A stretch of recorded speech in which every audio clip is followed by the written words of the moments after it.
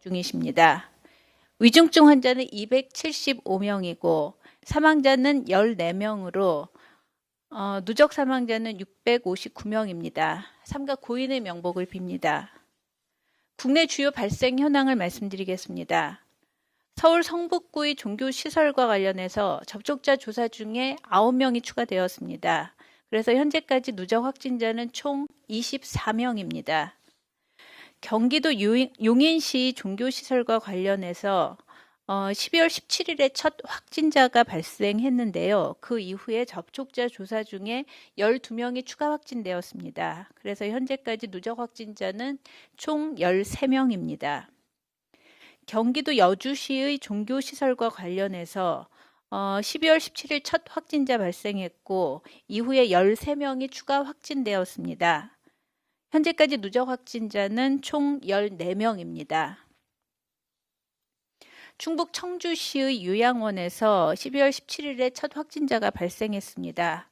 그 이후 접촉자 조사 중에 60명이 추가 확진되어 현재까지 누적 확진자는 총 61명입니다. 또한 대구 남부의 콜센터에서 12월 17일에 첫 확진자 발생하였는데 이후 조사 중 과정에서 8명이 추가 확진되었습니다. 그래서 현재까지 누적 확진자는 총 9명입니다. 제주도의 제주시 종교시설과 관련해서 접촉자 조사 중에 10명이 추가 확진되어 현재까지 누적 총 54명이 확진되었습니다. 다음으로는 수도권 코로나19 임시선별검사소의 현황을 말씀드리겠습니다. 오늘 기준으로 총 131개소가 운영 중에 있습니다. 12월 14일부터 오늘까지 그 비인두도멀 PCR 검사는 11만 4,800건이 시행되었고 타액 검사는 1,687건, 그리고 신속항원 검사는 2,635건 등 총 11만 9,207건의 검사가 시행되었습니다. 그 중에서 286명이 코로나19로 확진되었음을 알려드리겠습니다. 또한 신속항원 검사의 경우 양성자가 13건이 나왔습니다. 그리고 이들에 대한 확진 검사에서 양성 7건, 그리고 음성 4건으로 판명되었으며 2건은 현재 검사 중에 있다는 말씀을 드리겠습니다. 최근에 요양병원 등에서 확진자가 급증하고 있습니다. 그래서 이에 대한 방역 관리가 더욱 강화될 필요가 있습니다. 최근 그 집단 감염 26건을 분석해 보면 요양병원, 요양시설, 정신병원에서 17건이 발생하였고 종합병원, 의원과 같은 급성기 병원에서 9건이 발생했습니다. 그 감염 경로를 살펴보면 종사자 그리고 간병 인력으로부터 전파된 사례가 대부분입니다. 그래서 총 그 건수의 73%, 19건을 차지하고 있고요. 그리고 환자나 이용자로부터 전파된 사례가 나머지입니다. 그 주요 위험 요인은 종사자의 사적 모임을 통해서 감염이 되고 그 감염이 다시 시설 내로 전파되는 경우가 많았고, 그리고 간병인을 교체하는데 그 감염 확인 절차가 불충분한 경우가 있었습니다. 그리고 신규 입소자에 대한 검사가 미흡하거나 유증상자에 대한 모니터링이 부족한 경우, 그리고 시설 내의 공용 공간과 출입자에 대한 관리 미흡 등이 확인되었습니다. 의료기관과 요양시설에서는 고위험군의 건강과 생명을 보호한다는 막중한 책임의식을 가지고 시설 내에서 감염 및 추가 전파 방지에 만전을 기해 줄 것을 다시 한번 당부드리겠습니다. 그래서 종사자 마스크 착용, 그리고 입원, 입소자에 대한 발열 및 증상 모니터링, 그리고 유증상자에 대해서는 즉시 업무를 배제하고 검사를 받도록 하고 공용 공간에 대한 환기, 소독, 그리고 외부인 방문 금지, 그리고 종사자, 이용자에 대한 주기적 검사 등 시설 내의 감염 관리를 더욱 강화할 것을 당부드립니다. 다음으로는 최근 스키장에서 발생한 집단 감염 사례에 대해서 말씀드리겠습니다. 강원도 평창군 소재의 스키장에서 총 18명이 코로나19에 확진되었습니다. 이 확진자들은 스키 강사, 스키용품 대여점의 직원, 그리고 스키 학교의 직원, 스키장 업무 관련되는 교육생, 그리고 PC방 이용자 등입니다. 그 위험 요인을 살펴보면 스키장 종사자들은 공동 숙소에 거주하면서 함께 식사나 음주를 하는 경우 전파 위험성이 높고, 스키장 이용자들은 스키복 환복 과정이나 아니면 시설 내에서 식당 및 편의시설을 이용할 때 전파 위험이 높습니다. 그래서 스키장 등 시설 종사자는 대면 모임을 자제해 주시고 손 씻기, 마스크 착용, 그리고 식사 등에서 거리 두기 준수, 이런 방역 수칙을 철저히 이행해 주시기를 당부의 말씀을 드립니다. 또한 이용자들도 스키장을 다녀온 후에 귀가 시에 단체 모임 없이 곧장 집으로 안전하게 돌아가실 것을 말씀을 드리고, 그리고 스키장 등을 다녀간 후에 발열이나 호흡기 증상이 있을 경우에는 즉시 선별진료소를 통해서 검사를 받을 것을 강조를 드립니다.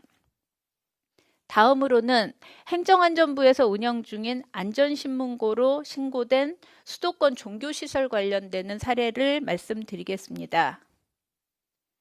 우선 성탄절 감사 예배를 위해서 마스크를 착용하지 않은 채 설교, 찬양 연습을 하고 성탄절 1박 2일 행사를 준비한 사례가 신고되었습니다.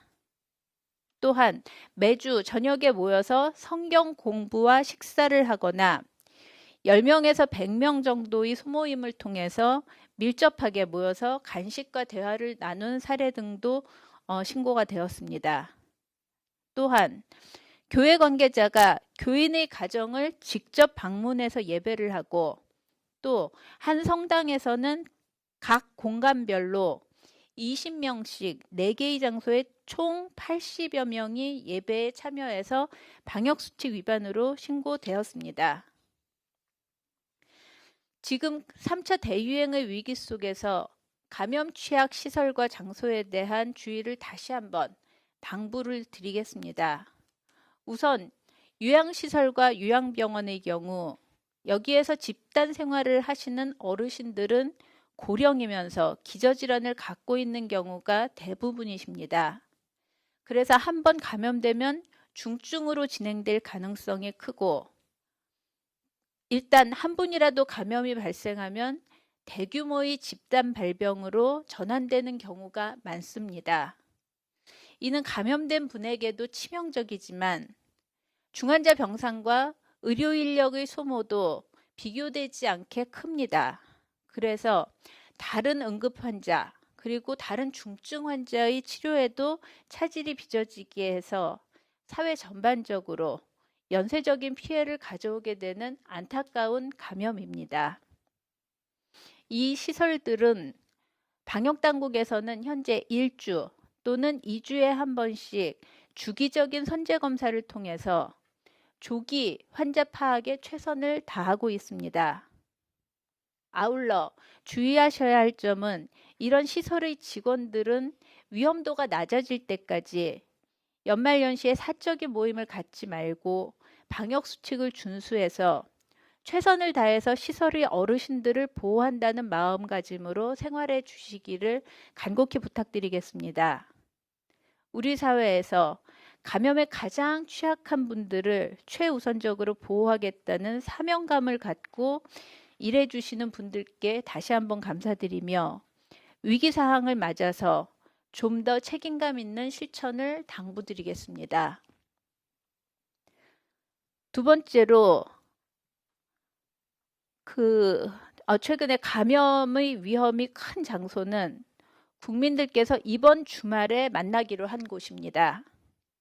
최근 이동량이 줄었다고는 하지만 송년 모임을 많이 가지고 있고, 연말에 젊은 층 중심의 호텔, 파티룸, 펜션 등 숙박시설과 스키장 등 모임과 이동이 매우 많은 상황입니다.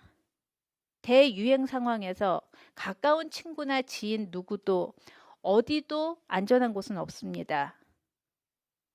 지금은 연말의 분위기에 취해서 모임과 회식을 할 수 있는 상황이 전혀 아닙니다. 이번 주말에도 안전한 집에 머물러 주시기를 당부드리고 모든 연말의 대면 모임 그리고 연말의 여행도 모두 취소해 주시기를 다시 한번 부탁드립니다. 특히 마스크를 쓰지 않는 노마스크는 단순히 개인 차원의 방심이 아니고 타인에 대한 심각한 위해가 될 수가 있습니다. 노마스크 상황을 만들지 않는 게 중요합니다. 가까운 지인, 친구와의 모임에서 노마스크 상황이 많이 발생합니다.